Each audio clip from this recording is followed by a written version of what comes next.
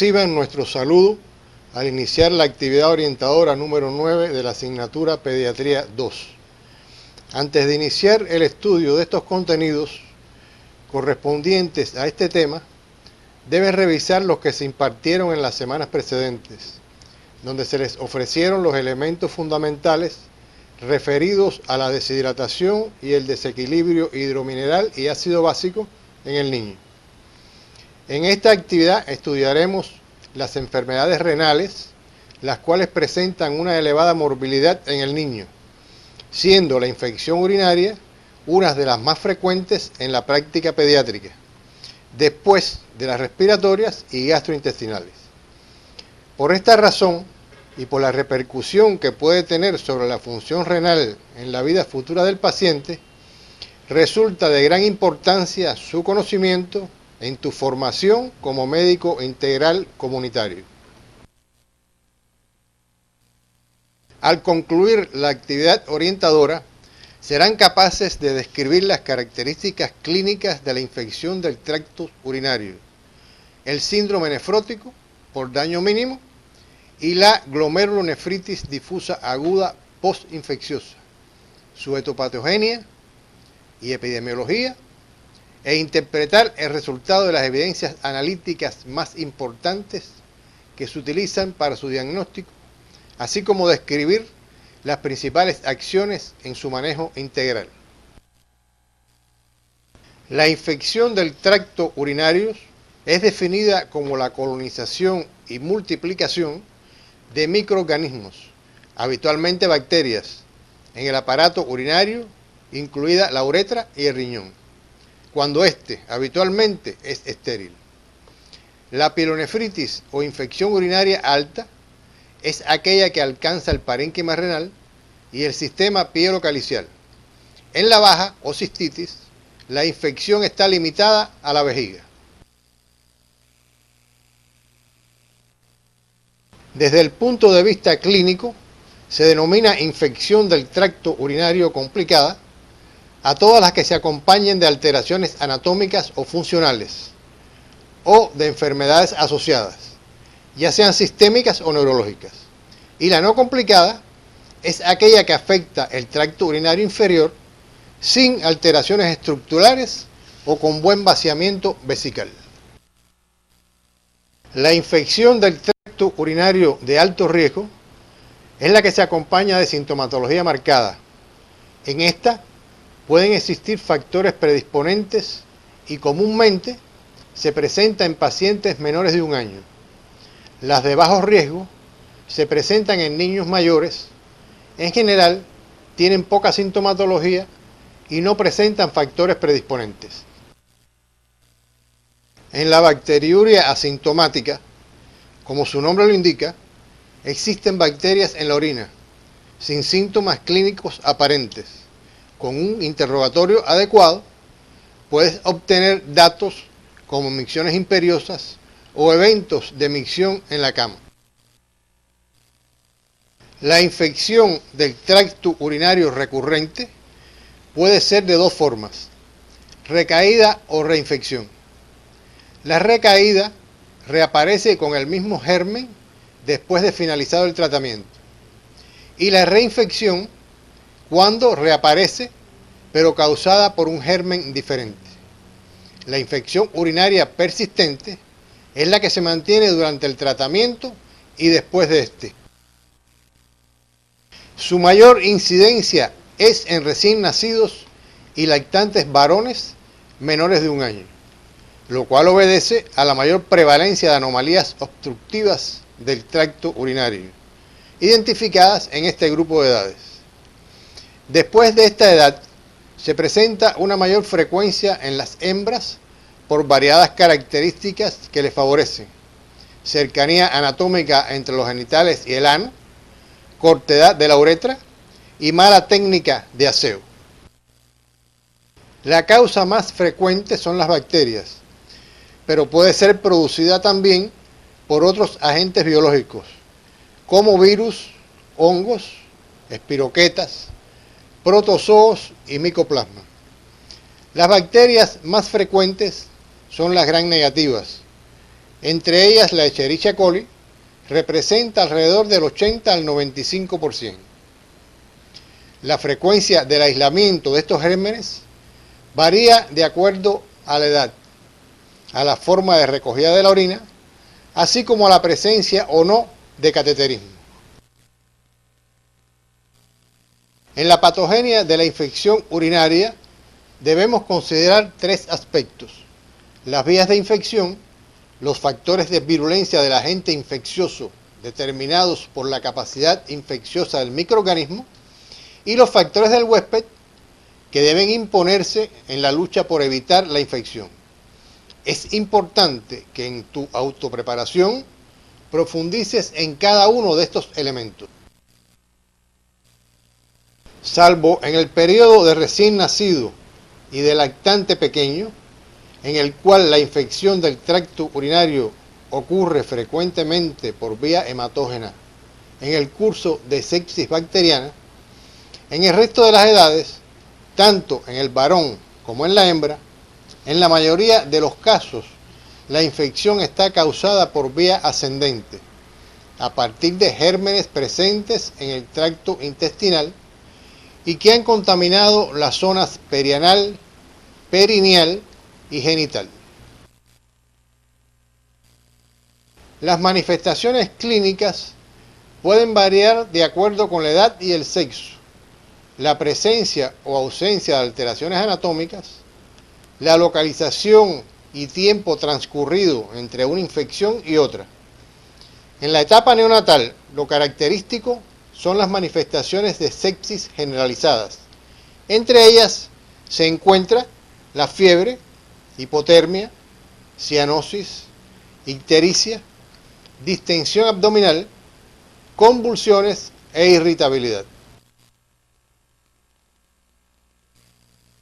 En el lactante, las manifestaciones clínicas son inespecíficas, predominando la sintomatología general consistente en el estacionamiento de la curva ponderal, alteraciones digestivas como vómitos, anorexia y diarreas.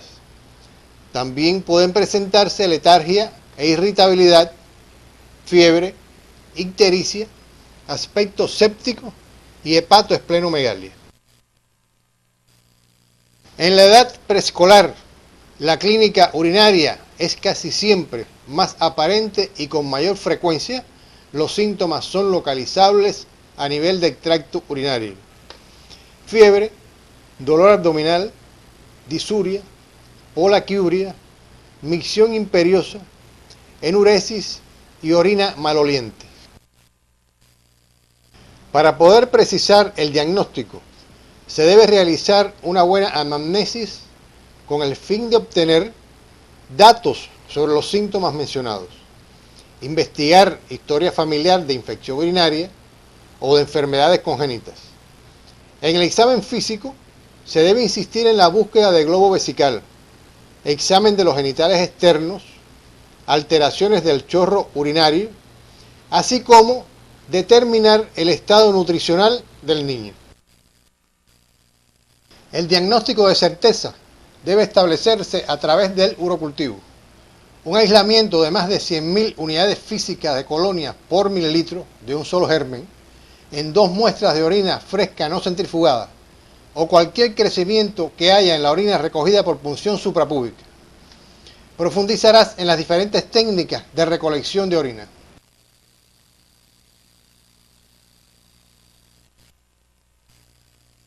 Existen otros exámenes de laboratorio que puedes indicar. La alteración de cualquiera de ellos indica sospecha de infección del tracto urinario. Entre ellos se encuentran el sedimento de orina, tinción de Gram, tiras reactivas, test de nitritos y estearasa leucocitaria.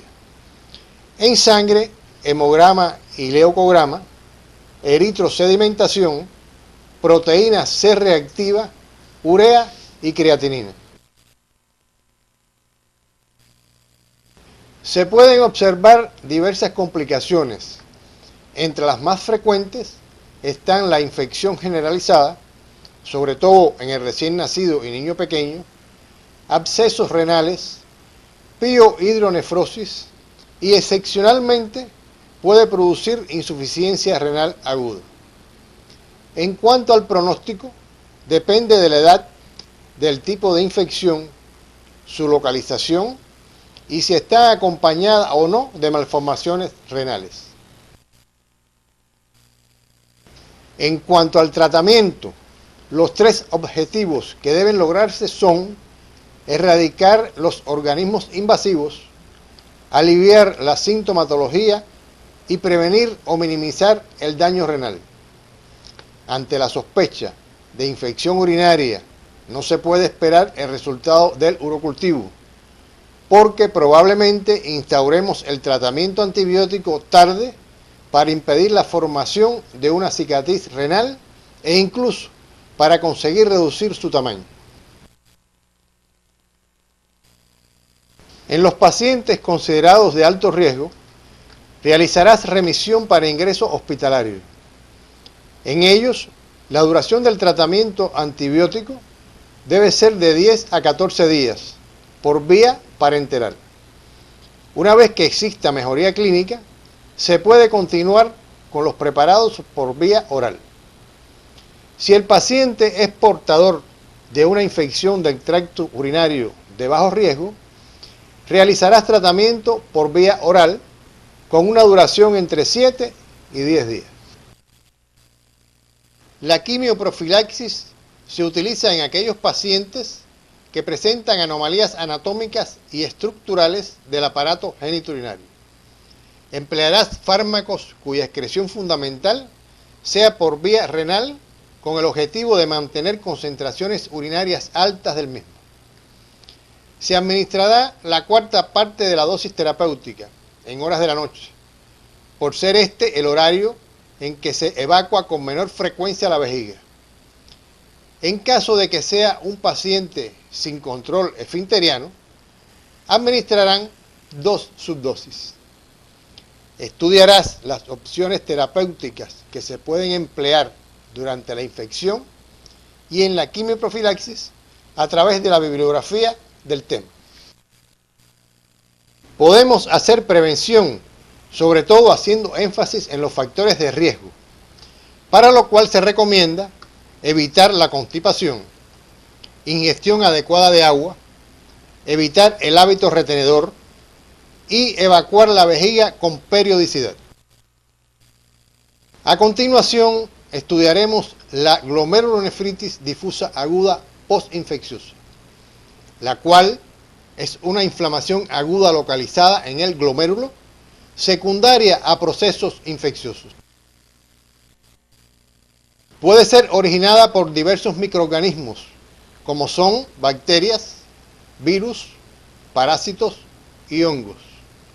Las infecciones causadas por bacterias son las más frecuentes, entre ellas las que se originan por estreptococo beta hemolítico del grupo A.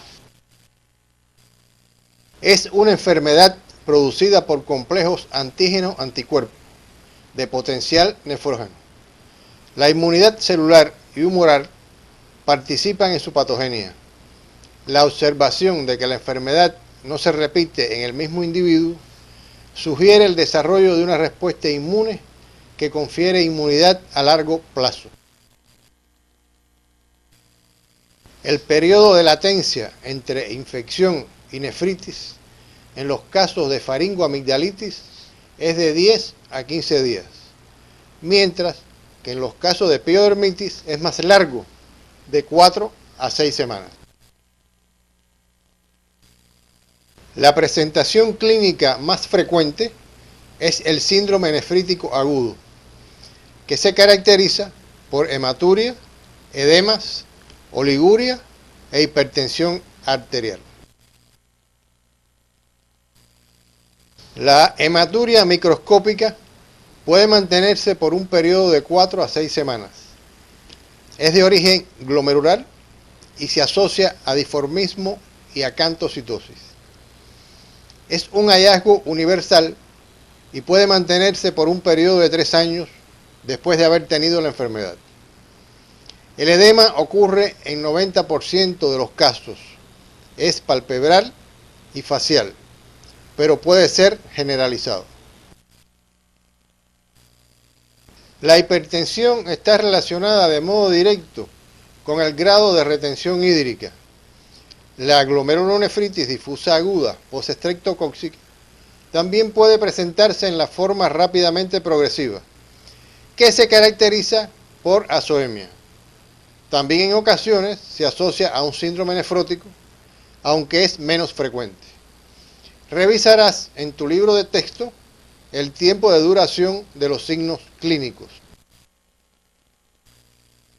Se presenta de varias formas clínicas y evolución, entre ellas la clásica como una insuficiencia cardíaca congestiva, insuficiencia renal aguda, encefalopatía hipertensiva, síndrome de hematuria microscópica recurrente, síndrome nefrítico nefrótico, síndrome rápidamente progresivo y las formas subclínicas. El diagnóstico de glomerulonefritis difusa aguda postinfecciosa se sospecha por la presentación clínica. Si el síndrome nefrítico agudo aparece de súbito en un paciente previamente sano y no existen hallazgos cutáneos de vasculitis o de lupus eritematoso sistémico, ni artralgias, ni síntomas gastrointestinales o pulmonares, la primera sospecha es que se trata de una enfermedad renal primaria. Entre los exámenes de laboratorio tiene particular importancia el complemento hemolítico, el cual permanece disminuido por un periodo de 4 a 6 semanas. La filtración glomerular está disminuida y el flujo sanguíneo renal es normal o está aumentado. El sodio urinario es muy bajo, casi siempre menor que 20 miliequivalentes por litro, y la excreción renal de sodio es inferior al 1%. La biopsia renal se justifica en aquellos casos cuyo diagnóstico es dudoso.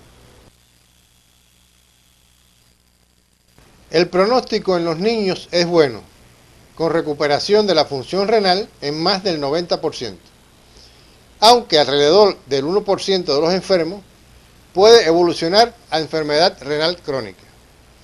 El 0,5% puede fallecer en la fase aguda de la enfermedad por fallos terapéuticos.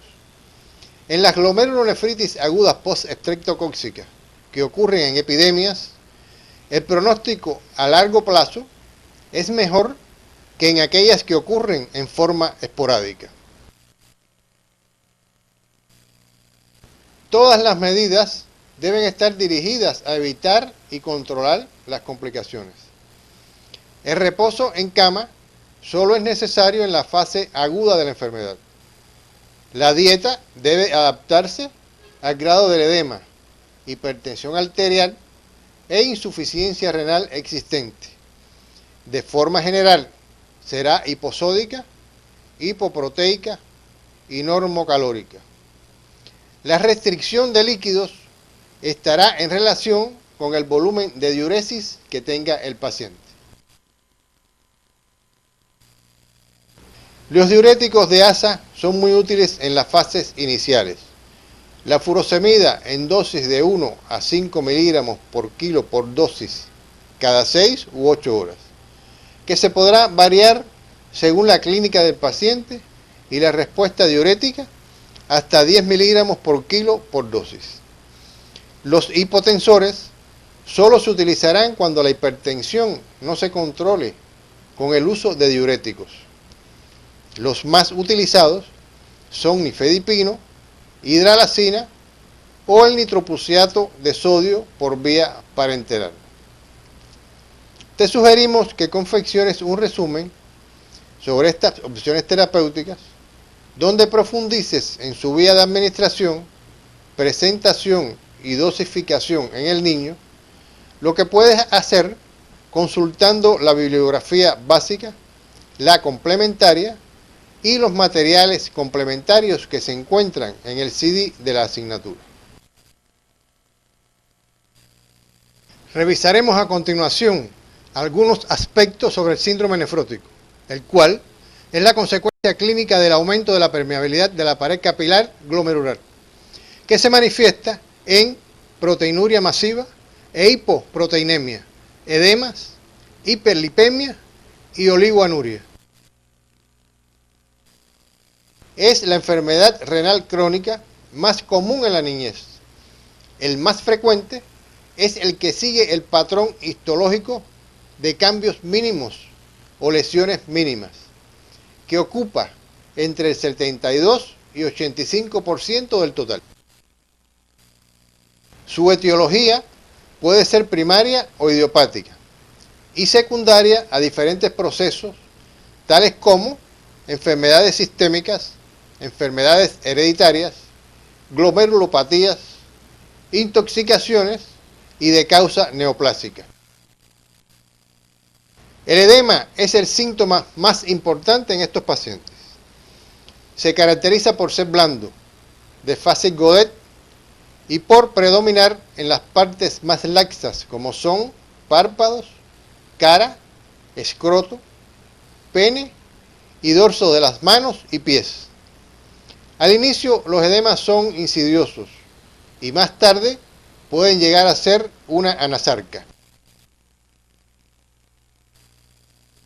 Otra característica es la aparición de edemas en las cavidades abdominal y pleural, que provoca dificultad respiratoria. Puede haber palidez cutánea producida por la retención de agua en la piel y por anemia. También existe oliguria, que desaparece en 2 o 3 semanas. La hipertensión arterial es poco frecuente, así como la hematuria, que desaparece en pocos días. Puede existir velamiento de los senos paranasales, que se evidencia por el edema de la mucosa. Pueden presentarse hematuria e hipertensión, que es fugaz o de pocos días. Y es posible encontrar lesiones xantomatosas acompañando a la elevación de los lípidos y que son características del síndrome nefrótico por daño mínimo. El apetito disminuye, hay lasitud e irritabilidad y puede ocurrir absorción intestinal defectuosa. Hay hepatomegalia y se asocia en grados variables de infecciones, entre las cuales las respiratorias son las más frecuentes. Los pacientes pueden presentar fiebre o no, a pesar de una infección severa, y en caso de ocurrir, estas preceden en días o semanas a las recidivas del síndrome nefrótico. Junto a las manifestaciones clínicas, se consideran criterios diagnósticos los siguientes: proteinuria igual o mayor que 40 miligramos por hora por metro cuadrado. Proteínas totales igual o menor que 5 gramos por decilitro. Albuminemia igual o menor que 2,5 gramos por decilitro. Presencia de edemas, además de hipercolesterolemia e hiperlipemia. Las complicaciones más frecuentes son las infecciones del tracto respiratorio y entre ellas las bacterianas, aunque podemos observar virales y micóticas. Se observan además peritonitis primarias y pancreatitis. Los cuadros tromboembólicos, tanto venosos como arteriales, son comunes en estos pacientes. También el shock hipovolémico, las hiponatremias y el hiperaldosteronismo secundario. El pronóstico del síndrome nefrótico por daño mínimo viene dado por la corticosensibilidad inicial. Tras 7 años de remisión, podemos considerar en la práctica la ausencia definitiva de nuevos brotes. El tratamiento se basa en las medidas generales y específicas. Dentro de las primeras se encuentra el reposo, la dieta, los diuréticos, albúmina, antibiótico e inmunizaciones y psicoterapia tanto a los pacientes como a sus familiares. Las medidas específicas se aplican en dependencia si el síndrome nefrótico es córtico sensible, córtico dependiente o córtico resistente. Para finalizar la actividad orientadora de hoy, arribamos a las siguientes conclusiones. La infección del tracto urinario es una de las enfermedades más frecuentes en la práctica pediátrica, después de las respiratorias y gastrointestinales. La infección puede pasar inadvertida, ya que los síntomas muchas veces son inespecíficos o no existen. El tratamiento precoz y adecuado de las infecciones urinarias en la infancia es altamente eficaz para prevenir o minimizar el daño renal, así como la aparición de signos de gravedad y las complicaciones. La glomerulonefritis es una causa importante de deterioro de la función renal. En su patogenia se involucra inflamación intraglomerular y proliferación celular con el deterioro renal secundario. Su diagnóstico precoz es vital porque los pacientes pueden perder la función renal rápidamente. El síndrome nefrótico constituye una entidad secundaria a diferentes patologías reconocidas clínicamente. El término es aplicable a cualquier condición clínica con proteinuria masiva, hipoproteinemia, hiperlipidemia y edema. Hasta aquí hemos abordado los elementos básicos que les permitirán encaminar el estudio de las enfermedades renales de la edad pediátrica. En la próxima semana continuaremos con el estudio de las afecciones del aparato cardiovascular, específicamente los contenidos correspondientes a cardiopatía congénita, fiebre reumática, insuficiencia cardíaca e hipertensión arterial. Por la repercusión que pueden tener las enfermedades cardiovasculares sobre la vida futura del paciente, resulta de gran importancia su conocimiento en tu formación como médico integral comunitario.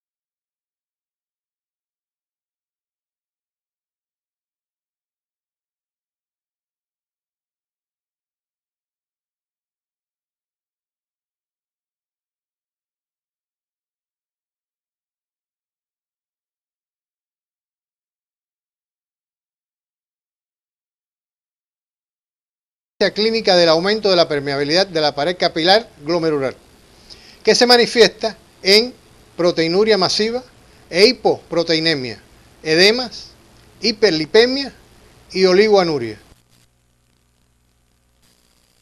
Es la enfermedad renal crónica más común en la niñez. El más frecuente es el que sigue el patrón histológico de cambios mínimos o lesiones mínimas, que ocupa entre el 72 y 85% del total. Su etiología puede ser primaria o idiopática y secundaria a diferentes procesos, tales como enfermedades sistémicas, enfermedades hereditarias, glomerulopatías, intoxicaciones y de causa neoplásica. El edema es el síntoma más importante en estos pacientes. Se caracteriza por ser blando, de fase Godet y por predominar en las partes más laxas como son párpados, cara, escroto, pene y dorso de las manos y pies. Al inicio los edemas son insidiosos y más tarde pueden llegar a ser una anasarca. Otra característica es la aparición de edemas en las cavidades abdominal y pleural, que provoca dificultad respiratoria. Puede haber palidez cutánea producida por la retención de agua en la piel y por anemia. También existe oliguria, que desaparece en 2 o 3 semanas. La hipertensión arterial es poco frecuente, así como la hematuria, que desaparece en pocos días. Puede existir velamiento de los senos paranasales, que se evidencia por el edema de la mucosa. Pueden presentarse hematuria e hipertensión, que es fugaz o de pocos días. Y es posible encontrar lesiones xantomatosas acompañando a la elevación de los lípidos y que son características del síndrome nefrótico por daño mínimo. El apetito disminuye, hay lasitud e irritabilidad y puede ocurrir absorción intestinal defectuosa. Hay hepatomegalia y se asocian grados variables de infecciones, entre las cuales las respiratorias son las más frecuentes. Los pacientes pueden presentar fiebre o no, a pesar de una infección severa, y en caso de ocurrir, estas preceden en días o semanas a las recidivas del síndrome nefrótico. Junto a las manifestaciones clínicas, se consideran criterios diagnósticos los siguientes: proteinuria igual o mayor que 40 miligramos por hora por metro cuadrado. Proteínas totales igual o menor que 5 gramos por decilitro. Albuminemia igual o menor que 2,5 gramos por decilitro. Presencia de edemas, además de hipercolesterolemia e hiperlipemia. Las complicaciones más frecuentes son las infecciones del tracto respiratorio y entre ellas las bacterianas, aunque podemos observar virales y micóticas. Se observan además peritonitis primarias y pancreatitis. Los cuadros tromboembólicos, tanto venosos como arteriales, son comunes en estos pacientes. También el shock hipovolémico, las hiponatremias y el hiperaldosteronismo secundario. El pronóstico del síndrome nefrótico por daño mínimo viene dado por la corticosensibilidad inicial. Tras 7 años de remisión, podemos considerar en la práctica la ausencia definitiva de nuevos brotes. El tratamiento se basa en las medidas generales y específicas. Dentro de las primeras se encuentra el reposo, la dieta, los diuréticos, albúmina, antibiótico e inmunizaciones y psicoterapia tanto a los pacientes como a sus familiares. Las medidas específicas se aplican en dependencia si el síndrome nefrótico es córtico sensible, córtico dependiente o córtico resistente. Para finalizar la actividad orientadora de hoy, arribamos a las siguientes conclusiones.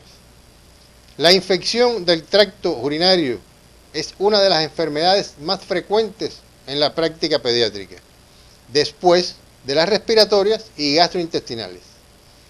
La infección puede pasar inadvertida, ya que los síntomas muchas veces son inespecíficos o no existen. El tratamiento precoz y adecuado de las infecciones urinarias en la infancia es altamente eficaz para prevenir o minimizar el daño renal, así como la aparición de signos de gravedad y las complicaciones. La glomerulonefritis es una causa importante de deterioro de la función renal. En su patogenia se involucra inflamación intraglomerular y proliferación celular con el deterioro renal secundario. Su diagnóstico precoz es vital porque los pacientes pueden perder la función renal rápidamente. El síndrome nefrótico constituye una entidad secundaria a diferentes patologías reconocidas clínicamente. El término es aplicable a cualquier condición clínica con proteinuria masiva, hipoproteinemia, hiperlipidemia y edema. Hasta aquí hemos abordado los elementos básicos que les permitirán encaminar el estudio de las enfermedades renales de la edad pediátrica. En la próxima semana continuaremos con el estudio de las afecciones del aparato cardiovascular, específicamente los contenidos correspondientes a cardiopatía congénita, fiebre reumática, insuficiencia cardíaca e hipertensión arterial. Por la repercusión que pueden tener las enfermedades cardiovasculares sobre la vida futura del paciente, resulta de gran importancia su conocimiento en tu formación como médico integral comunitario.